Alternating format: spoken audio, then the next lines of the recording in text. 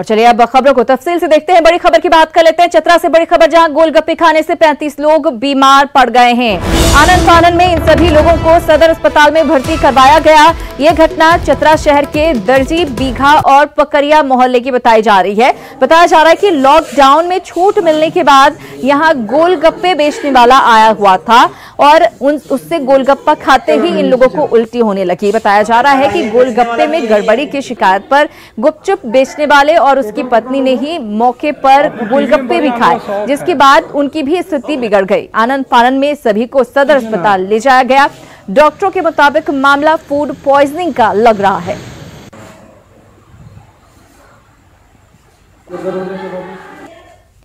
इधर रांची के डोरंडा में कोरोना योद्धाओं के सम्मान और जरूरतमंदों के बीच खाद्य सामग्री के वितरण के दौरान सोशल डिस्टेंसिंग की जमकर धज्जियां उड़ी।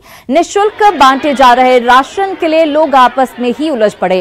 राहत सामग्री बैग लेने की होड़ मची रही। इसमें कई जरूरतमंदों को राशन तक नहीं मिल सका। इस दौरान भगदड़ के हालात को देखते हुए रांची पुलिस की पीसीआर वैन भी मौके पर पहुंची, जिसने कड़ी मशक्कत के बाद हालात पर काबू पाया।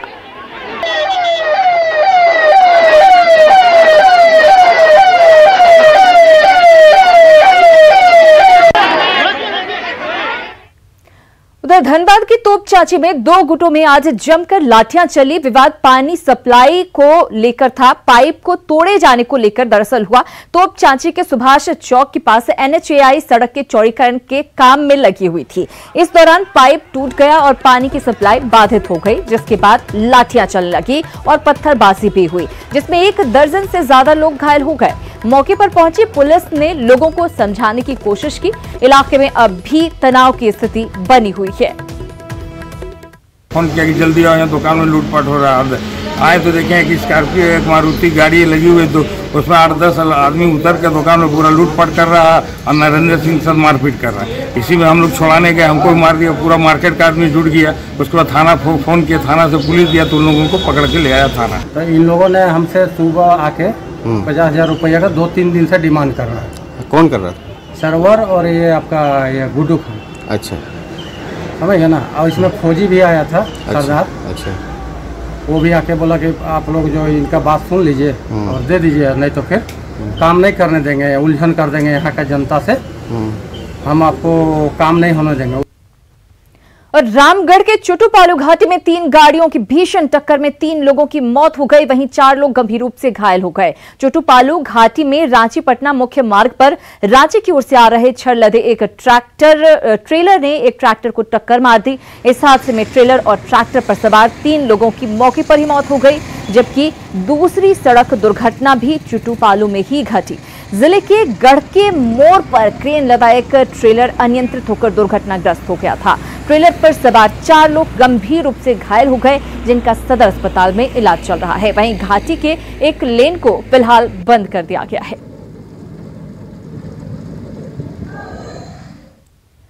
और अब आपको दे देते हैं कोरोना अपडेट। झारखंड में कोरोना का कहर लगातार जारी है। आज राज्य में अब तक 2 कोरोना पॉजिटिव मिले हैं।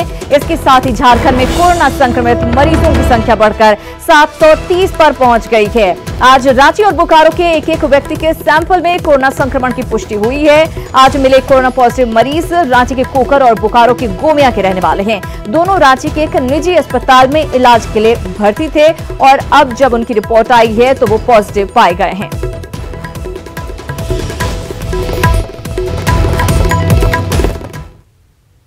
और सिर्फ झारखंड में ही नहीं बल्कि देश भर में कोरोना वायरस से संक्रमित मरीजों की संख्या में लगातार बढ़ोतरी हो रही है। ऐसे में मंगलवार को रिम्स के 2 इंटर्न समेत 2 अन्य मरीजों के कोरोना पॉजिटिव पाए जाने के बाद रिम्स प्रशासन की परेशानी बढ़ गई है। ये रिपोर्ट देखिए।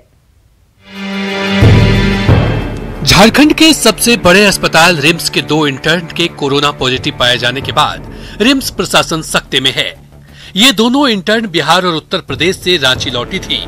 इस दौरान इन दोनों ने न सिर्फ रिम्स के कोविड टास्क फोर्स के संयोजक और सदस्यों से मुलाकात की, बल्कि अधीक्षक, डॉक्टरों और अन्य सहपाठियों से भी मिली। ऐसे में यह सवाल उठ रहा है कि क्या रिम्स के कोरोना टास्क फोर्स के सभी डॉक्टर और नर्स समेत 40 से 50 सदस्य क्वारंटीन होंगे। की बात है कि उस 6 या 8 लोग थे, उसमें से 2 बच्चियां पॉजिटिव आ गई। उनको हम लोगों ने इलाज के अंतर्गत रख दिया है। बाकी रह गई बात हम लोगों की बात, हम लोग काम कर रहे हैं। मान लीजिए हम आज क्वारंटाइन में चल जाते हैं तो अभी कम से कम यहाँ से जो मेरा नॉलेज कहता है कि करीब 20 से 25 लोग क्वारंटाइन में जाएंगे। तो ऐसी स्थिति अगर बन जाएगी तो कल को मेरा अस्पताल बंद हो जाएगा। तो इस पर सरकार को एक दिशा निर्देश देना चाहिए, विभाग को एक दिशा निर्देश देना होगा। रिम्स के लिए परेशानी का सबब सिर्फ 2 इंटर्न का पॉजिटिव होना ही नहीं है, बल्कि 2 अन्य मरीजों का कोरोना पॉजिटिव मिलना है। ऐसे में जहां दोनों मरीजों का इलाज करने वाले डॉक्टर, नर्स और साथ में भर्ती अन्य मरीज भी सस्पेक्टेड हैं, तो वहीं एक दिन पहले रिम्स में आए स्वास्थ्य मंत्री भी सेकेंडरी सस्पेक्ट की श्रेणी में आ गए हैं। अब रिम्स अधीक्षक ने क्वारंटीन करने की नीति में बदलाव की मांग सरकार से की है, ताकि स्वास्थ्य सेवाएं प्रभावित न हो। इस तरह से पॉजिटिव होते गए कुछ लोग, कुछ विभाग, तो एक समय ऐसा आएगा जो कि रिम्स का अधिकांश लोग क्वारंटीन में चला जाएगा। तो फिर रिम्स चलेगा कैसे? एक निर्णय लिया है, अब उसको हम लोग निदेशक को और स्वास्थ्य सचिव को भी भेजेंगे। उसमें यही है कि जो भी अगर पॉजिटिव आते हैं तो उनके संसर्ग में आए हुए संभावित संक्रमित जो लोग हुए वो अपना काम करते रहें और 5वें दिन वो अपना जांच करा लें। यदि 5वें दिन जांच में उनकी पुष्टि होती है तो वो इलाज के लिए चले जाएंगे, नहीं पुष्टि होगी तो अपना काम करते रहेंगे। बहरहाल अगर आईसीएमआर की गाइडलाइंस के अनुसार रिम्स में मिले कोरोना पॉजिटिव के कांटेक्ट में क्वारंटीन किया गया तो कम से कम 100 की संख्या में डॉक्टर, नर्स, पैरामेडिकल स्टाफ समेत कोरोना टास्क फोर्स के डॉक्टर्स को भी क्वारंटीन होना होगा। देखना होगा कि कोरोना टास्क फोर्स के क्वारंटीन के नियम में छूट देने के प्रस्ताव पर स्वास्थ्य विभाग क्या फैसला लेता है। न्यूज 18 के लिए रांची से उपेंद्र कुमार की रिपोर्ट। आइए अब समझते हैं आखिर क्यों परेशानी में आ गया है रिम्स प्रबंधन। दरअसल रिम्स की 2 MBBS इंटर्न कोरोना पॉजिटिव पाई गई है। जाहिर है ऑर्थो और किडनी के रोगी भी संक्रमित हुए हैं, जो कि चिंता की बात है। रिम्स के कोरोना टास्क फोर्स के सदस्य क्वारंटीन हो सकते हैं। अब स्वास्थ्य मंत्री भी जो हैं वो सेकेंडरी सस्पेक्ट की श्रेणी में आ गए हैं। हम आपको बता दें कि आईसीएमआर की क्वारंटीन नीति में अब इसी वजह से बदलाव की मांग उठने लगी है। और लंबे समय बाद आज झारखंड विधानसभा गुलजार हुआ। नवगठित सभापतियों के साथ आज विधानसभा अध्यक्ष के कार्यालय में बैठक हुई, जिसमें नवगठित कमेटियों के सभापति शामिल हुए। विधानसभा में विधानसभा अध्यक्ष रविंद्रनाथ महतो के साथ बैठक को विधायक सरयू राय ने औपचारिक बैठक बताया और कहा कि आज से ही कमेटियां अपना काम करेंगी। विशेष तौर पर विधानसभा के निर्णय को कैसे लागू कराया जाए, इस पर समिति का जोर होगा। वहीं सरकार को अहम सुझाव देना भी समिति का कार्य है। सब लॉकडाउन के अधीन रहे तो कुछ काम को हम लोग आगे नहीं बढ़ा पाए थे। वही सब जो पिछला काम है, पिछला शेड्यूल है, उसी को पूरा करने के लिए आज सारे सभापति को बुलाए और आज के बाद से अब समिति का बैठक चालू हो जाएगा। लोग अपने अपने समिति में बैठेंगे, बैठक करेंगे। सर जमीन पर वैसा काम नहीं हो पाता है जो आकांक्षाएं उस विधायक के बस उस क्षेत्र के लोगों को है, उस पर भी ज्यादा हम लोग को इनिशिएटिव और एक्टिव रहना होगा ताकि अधिक से अधिक लोगों का काम हो।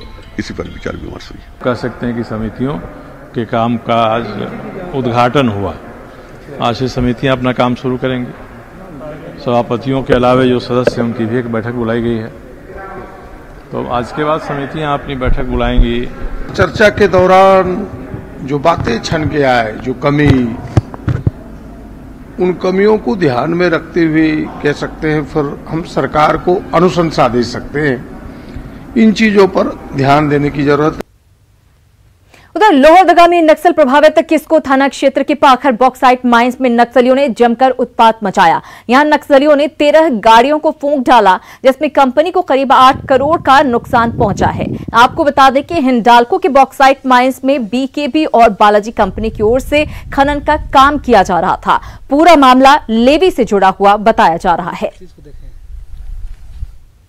वहीं बोकारो में नक्सलियों ने 2 गाड़ियों को देर रात फूंक डाला। इनमें एक हाइवा और एक पोकलेन मशीन शामिल है। दोनों गाड़ियां रेलवे लाइन के दोहरीकरण के काम में लगी हुई थी। निजी कंपनी की ये गाड़ियां थी। हालांकि पुलिस ने आपसी विवाद में वारदात को अंजाम दिए जाने की आशंका जताई है। फिलहाल पुलिस पूरे इलाके में सर्च अभियान चला रही है।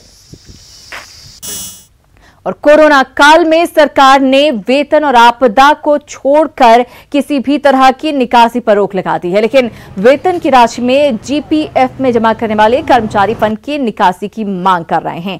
किसी को पत्नी का इलाज कराना है तो किसी को बेटे की शादी करनी है। ऐसे कर्मचारियों की संख्या हजारों में है। वित्त मंत्री रामेश्वर उरांव ने इन लोगों से धीरज से काम लेने को कहा है। जैसे कि हम 15,000 जमा करते हैं महीना में, वो बचा के रखते हैं, बहुत बचा के रखते हैं, पेट से बचा के, खर्चा बचा के रखते हैं। वो भी पैसा हम लोग को अभी सरकार रोके हुए है। ट्रेजरी में गया, ट्रेजरी कहता है कि जब हमको जब तक वित्त विभाग से आदेश नहीं आएगा तब तक ये बिल पास नहीं होगा। इधर लॉकडाउन में कई नदियों का पानी अचानक साफ हो गया, लेकिन नहीं बदली रांची के हरमू नदी की सूरत। आज भी ये अपनी स्थिति पर आंसू बहा रही है।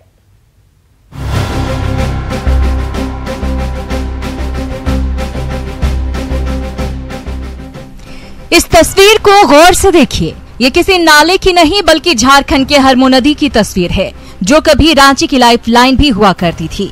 हरमू नदी के जीर्णोद्धार के नाम पर पिछली सरकार ने 85 करोड़ की राशि पानी की तरह बहा दिया, लेकिन अब तक नहीं सुधरी इस नदी की स्थिति। आज हरमू नदी को देखकर पर्यावरणविद भी हैरान हैं और सरकार की इस योजना को ही गलत बता रहे हैं। हरमू के साथ दिक्कत ये हो गया है कि हरमू में जो ओरिजिनल जो सोर्स ऑफ वाटर था वो कहीं बंद हो गया है। ये हरमू जो अभी आप पानी देख रहे हैं घर का कचरा पानी है। जब तक ये नहीं रुकेगा हरमू साफ नहीं। सबको जानता है कि वो नाला बन गया। आपने नदी को नाला बना दिया। नदी का प्रारूप बड़ा होता है। नदी की परिभाषा हरमू में अब साबित नहीं होती है। आपने उसको अब छोटा कर दिया, जिसके वजह से वो नदी जो अपना जो बड़े रूप में थी वो अब छोटे रूप में आ गई। हरमू नदी स्वस्थ, आप भी स्वस्थ। हरमू नदी में कचरा फेंकना है दंडनीय अपराध। इन बातों से लोगों को जागरूक करने के लिए रांची नगर निगम ने ही कई जगहों पर सूचना पट लगाए, लेकिन नदी की वर्तमान हालत को देखकर ये आसानी से समझा जा सकता है कि लोग इस सूचना पट का कितना पालन करते होंगे। हरमू नदी के जीर्णोद्धार को लेकर पिछली सरकार के डीपीआर में कई बातों का जिक्र किया गया, जैसे घरों से निकलने वाले गंदे पानी को साफ करने के बाद ही नदी में गिराया जाएगा। उद्यम स्थल से स्वर्ण रेखा तक नदी क्षेत्र को अतिक्रमण मुक्त किया जाएगा। नदी के दोनों तरफ वृक्षारोपण भी किया जाएगा। लेकिन आज स्थिति ये है कि घरों के गंदे पानी का नदी में गिरना बंद नहीं हुआ है और न ही बरसात के पानी को रोके जाने की ही व्यवस्था की गई। लेकिन एक बात जरूर हुई है कि पिछली सरकार ने डीपीआर को पूरा मानकर जीर्णोद्धार करने वाली कंपनी को राशि का भुगतान कर दिया।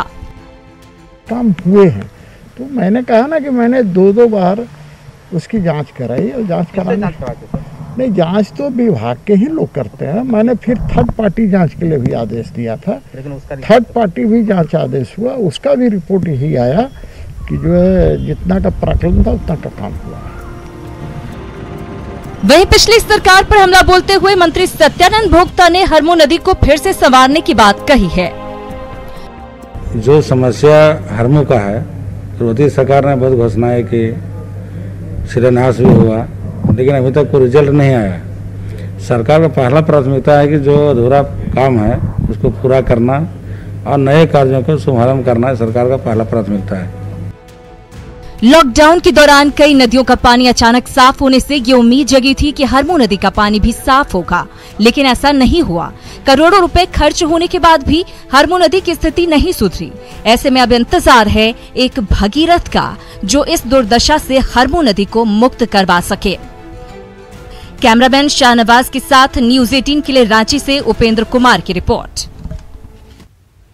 हरमू की हालत कब सुधरेगी, ये बड़ा सवाल है। इधर प्रवासी मजदूरों को वापस गृह जिले पहुंचाने के लिए राज्य सरकार पूरी व्यवस्था कर रही है, लेकिन मजदूरों की परेशानियां खत्म होने का नाम नहीं ले रही हैं। राजस्थान के सीकर से गुमला के लिए चले मजदूरों को स्पेशल ट्रेन से रांची पहुंचाना था, लेकिन वो पहुंच गए मालदा। मालदा पुलिस ने इन्हें पाकुड़ और बंगाल की सीमा चांदपुर में छोड़ दिया।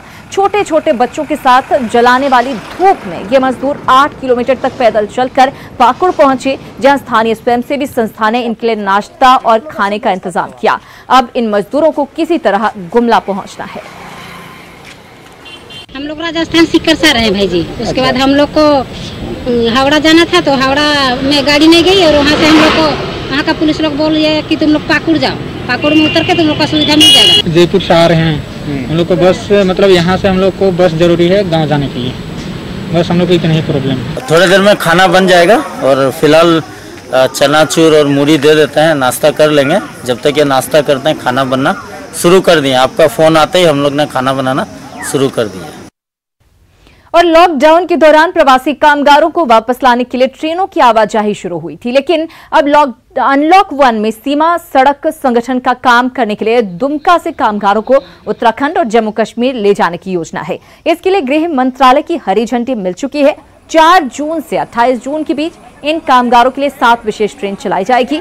बॉर्डर रोड टास्क फोर्स ने जिला प्रशासन को पत्र लिखकर सहयोग मांगा है। इसके लिए BRTF की 8 सदस्यीय टीम दुमका पहुंच चुकी है, लेकिन अभी तक राज्य सरकार की अनुमति नहीं मिली है। खेलों की दुनिया में दुनिया भर में झारखंड का नाम रोशन करने वाले स्वर्ण सिंह आज मुफलिसी की जिंदगी जी रहे हैं। जमशेदपुर के जिस चैंपियन साइकिलिस्ट स्वर्ण सिंह का नाम भारत ही नहीं विदेशों में भी गूंजता था, आज वे बिरसा नगर के एक निजी अपार्टमेंट में सिक्योरिटी गार्ड की नौकरी करने को मजबूर हैं। ना तो राज्य सरकार ने ही इन्हें सम्मान दिया और न ही खेल जगत के लोगों ने इनकी कोई सुध ली है। एशियाई खेलों में देश का प्रतिनिधित्व करने वाले स्वर्ण सिंह को 2 जून की रोटी के लिए 8 घंटे तक प्रहरी का काम करना पड़ रहा है। हम क्या करें, जब नहीं चलेगा तो टिस्को का लड़का का रजिस्ट्रेशन करवाया था, जहाँ तो उसी टाइम बोलता कि हमको RTI चाहिए या हमको MBA चाहिए, तो हम अपना लड़का करवाता है। तो मेरा तो लड़का एक ही था, हालांकि मेरा सर्विस में लगना ही लगना है इसको। धनबाद में न्यूज 18 की खबर का असर देखने को मिला है। न्यूज 18 पर खबर चलने के बाद आर्थिक तंगी से जूझ रही तीरंदाज सोनू खातून को जिला प्रशासन की ओर से 20,000 रुपए की आर्थिक मदद मिली है। राष्ट्रीय स्तर की तीरंदाज सोनू खातून को आर्थिक तंगी के चलते न सिर्फ तीरंदाजी का अभ्यास छोड़ना पड़ा बल्कि पढ़ाई भी छोड़नी पड़ी। न्यूज 18 ने बुधवार को सोनू की कहानी को प्रमुखता के साथ दिखाया था। इस खबर से सोनू के लिए खुशियां लेकर आई है। चांस है, हम आगे बढ़ सकते हैं। हमको धनुष मिलने के बाद हम आगे बढ़ सकते हैं, यह मेरा उम्मीद है। हमको इतना लगन के साथ बोल सकते हैं कि हमको ये खेल में बहुत इंटरेस्ट है।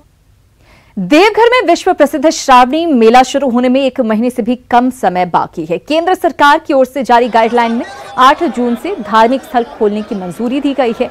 ऐसे में देवघर में श्रावणी मेले के आयोजन की चर्चा जोर पकड़ने लगी है। एक तरफ मेले में रोजी रोजगार से जुड़े लोग मेले के आयोजन की मांग कर रहे हैं, तो वहीं तीर्थ पुरोहितों की संस्था कोरोना महामारी को देखते हुए इसके खिलाफ है। हालांकि उपायुक्त फैसले से पहले सरकार के दिशा निर्देश का इंतजार कर रही हैं।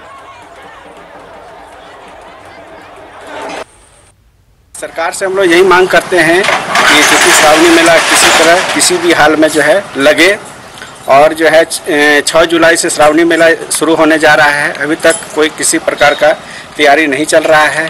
मेला नहीं लगने से हम लोग आर्थिक रूप से कमजोर होंगे, परेशान होंगे, एक सच्चाई है।